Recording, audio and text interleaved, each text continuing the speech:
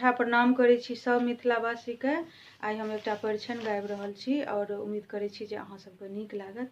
अगर नीक लागत तऽ हमर चैनल मैथिली गीतमाला के सब्सक्राइब कऽ देबै और गीत के लाइक शेयर सेहो कऽ देबै। धन्यवाद। आयल छथि दुल्हा जनक जी के द्वार, आयल छथि दुल्हा जनक जी के द्वार। चलू सब परिछन, चलू सब परिछन राजकुमार। आयल छथि दुल्हा जनक जी के द्वार, आयल छथि दुल्हा जनक जी के द्वार। चलू सब परिछन, चलू सब परिछन राजकुमार। आयल छथि दुल्हा जनक जी के द्वार। डाला भरी साठ लिया चानन काजर, डाला भरी साठ लिया चानन काजर।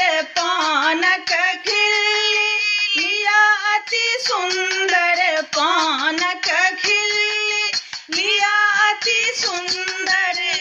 और लिया सखी चढ़ पिठार। चलू सब परिछन राजकुमार। आयल छथि दुल्हा जनक जी के द्वार, आयल छथि दुल्हा जनक जी के द्वार।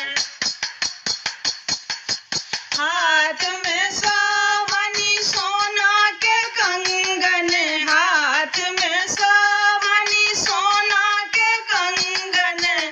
हीरा मोती के शोभन कान में कुंडल, हीरा मोती के शोभन कान में कुंडल।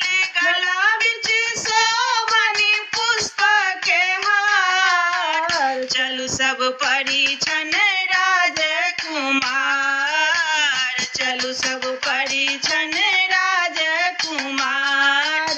आयल छथि दुल्हा जनक जी के द्वार।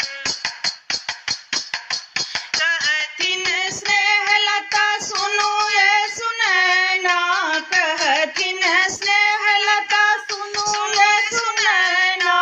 अरिझी परिछी बर के ला चलू अंगना, अरिझी परिछी बर के ला चलू अंगना।